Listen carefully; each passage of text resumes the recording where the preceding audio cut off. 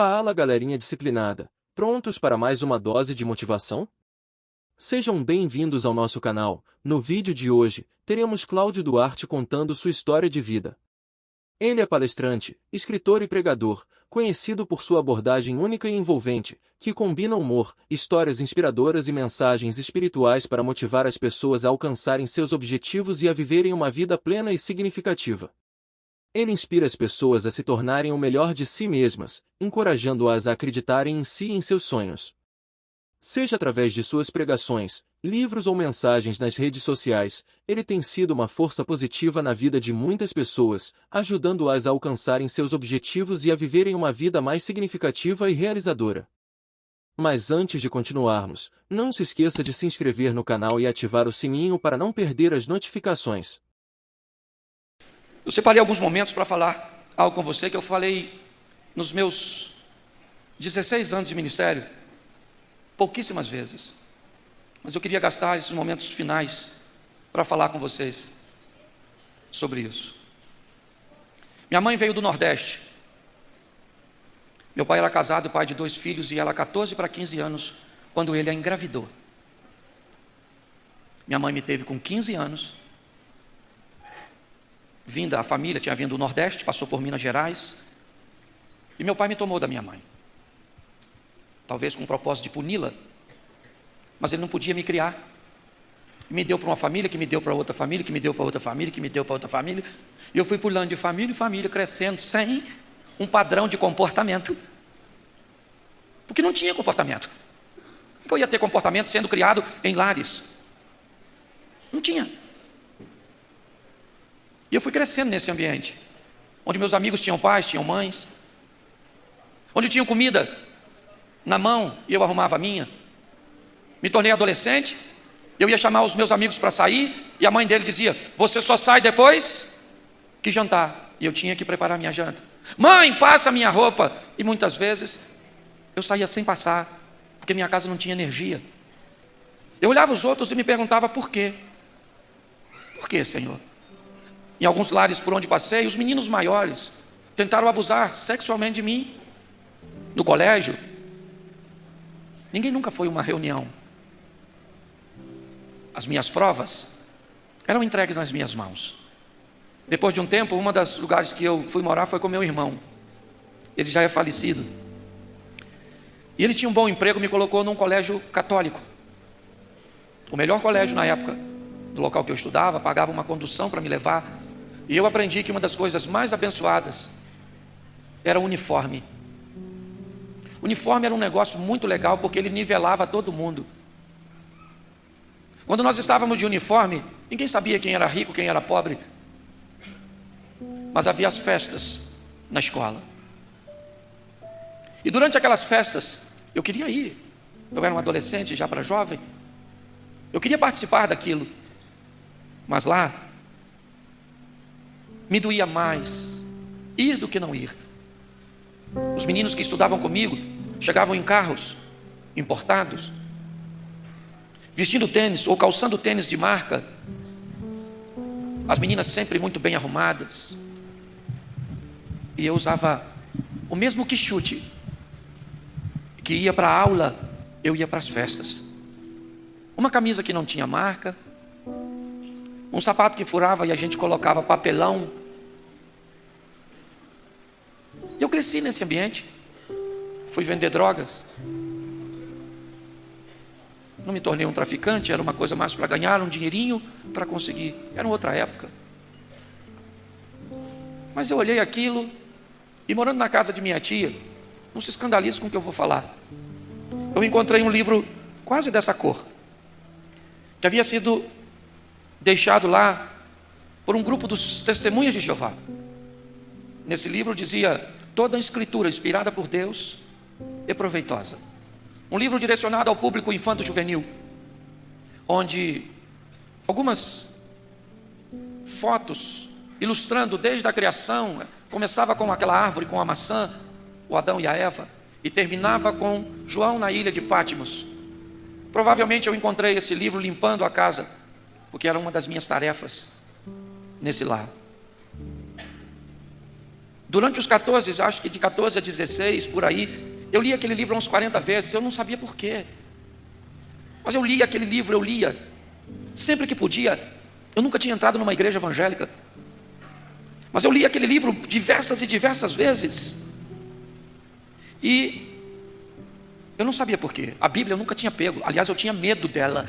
Eu achava um livro meio perigoso, meio místico. Lá na casa do meu tio, ele era católico, e ela ficava aberta no Salmo 91, que estava amarelo. Você virava para o 92, ou para a página seguinte, estava novinha. Mas ali era meio que um amuleto, não podia desvirar. E o tempo foi passando. E eu conheci uma moça que tinha problemas espirituais. Ela era desviada. E meu tio que me criou, esse mesmo da Bíblia, chamou essa moça uma vez e disse: menina, arruma um menino bom, que tem futuro, porque esse menino não vai a lugar nenhum. Esse garoto é um irresponsável, o pai dele, eu crio ele e gosto, e meu tio me amava, mas ele sabia, ele não falou nada de errado a meu respeito.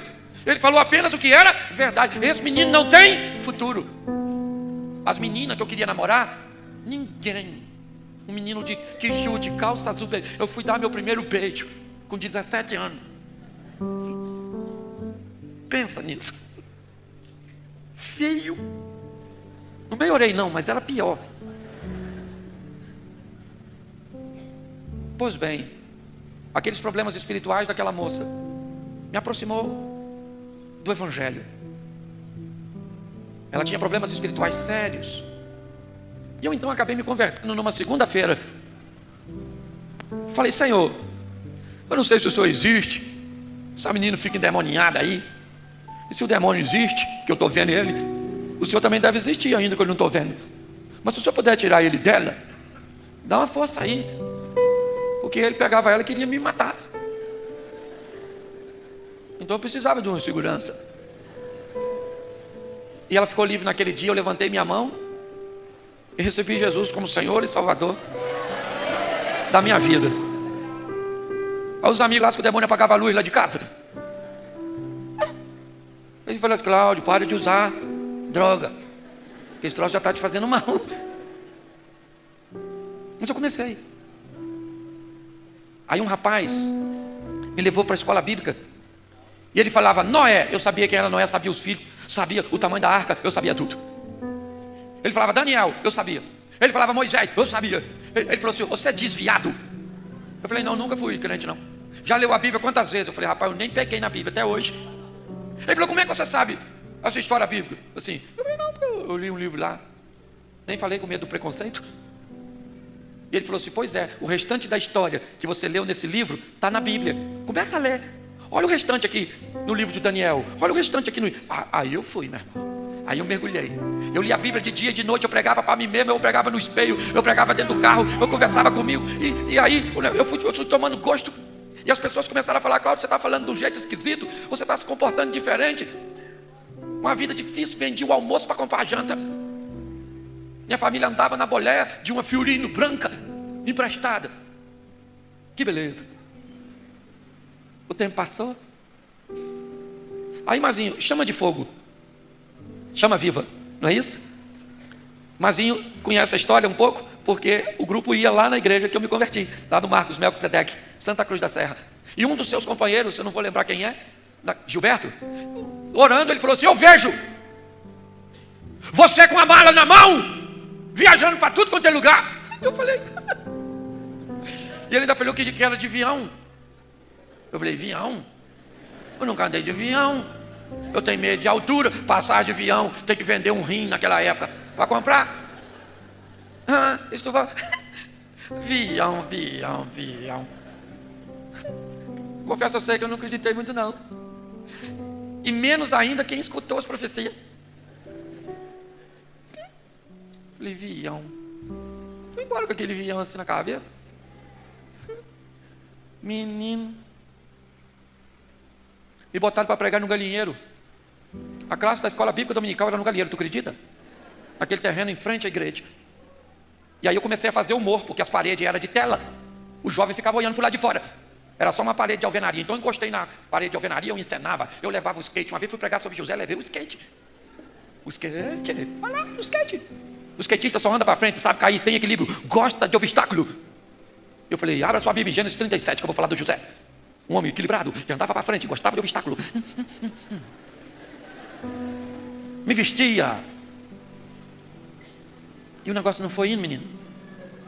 Foi indo. Casei, virei professor da escola bíblica. Mó barato. Duro que nem um coco. Pensa. Nossa, eu lembro que eu fiz um consórcio para comprar uma televisão.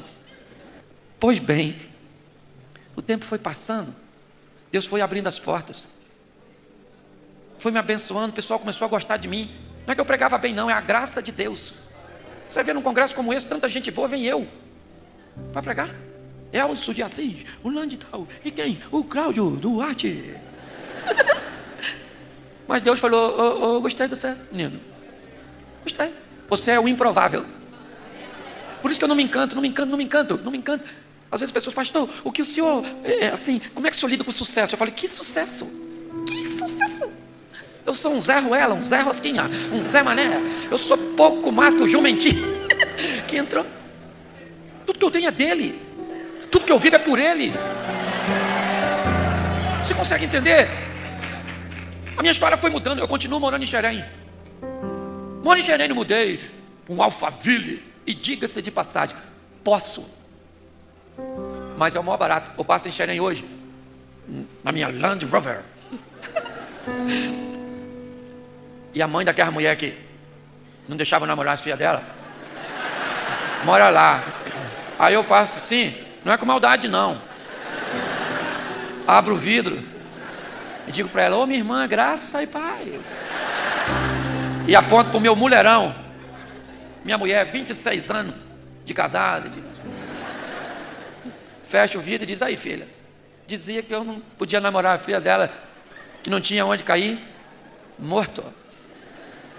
E minha mulher olha e diz assim, Cláudio, eu tive olhos de águia. E eu falo, você deu foi uma sorte desgramada. Mas... Escute só, preste atenção. Para quê que Deus fez tudo isso? Para quê? Para que Ele mudou a minha história? Hoje eu posso ajudar minha mãe, ajudar o meu pai. Tem uma igreja maravilhosa em Xerém, uma igreja estilo americana, que Deus colocou no meu coração, num lugarejo pequenininho. Está lá. Porque a única coisa que eu quero é cumprir o propósito que Deus tem para mim. Ninguém acreditava em mim. Ninguém achava que eu ia. Às vezes, mas eu estou nos aeroportos, e não apenas no Brasil, sabe? Seja a África, a Europa. Estou falando isso para, o Cláudio está querendo, não precisa disso. Eu estou dizendo para você, onde aquele menino que comia inhame chinês na beira do rio, filho de um homem sem juízo, de uma menina despreparada, aquele menino que tinha tudo para ser traumatizado. Mas no dia que eu me converti, eu abri a Bíblia e sabe o texto que Deus falou comigo?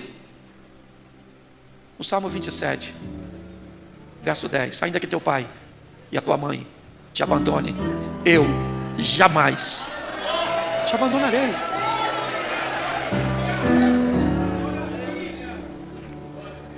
Para que serve a transformação que Ele fez na sua vida? Para você querer se parecer com seus amigos da faculdade? Ou para se parecer com Jesus? Para que serve o que Ele fez por você? É isso que eu queria que você refletisse. Hoje eu olho para a minha história e digo, Senhor, eu não mereço. Eu não mereço. O Senhor é bom demais.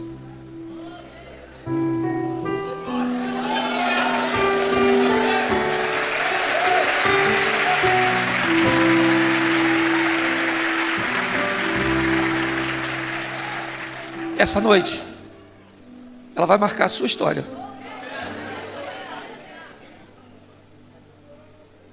Tem gente que pensa coisas a seu respeito E elas vão ter que engolir o que disseram a seu respeito. Porque Deus disse coisas a seu respeito muito diferentes. Se você chegou até aqui, não se esqueça de deixar seu joinha no vídeo, se inscrever no canal e ativar o sininho para não perder nenhuma notificação. Deixe nos comentários o que achou dessa história e se ela te motivou a ser melhor. Te esperamos nos próximos vídeos.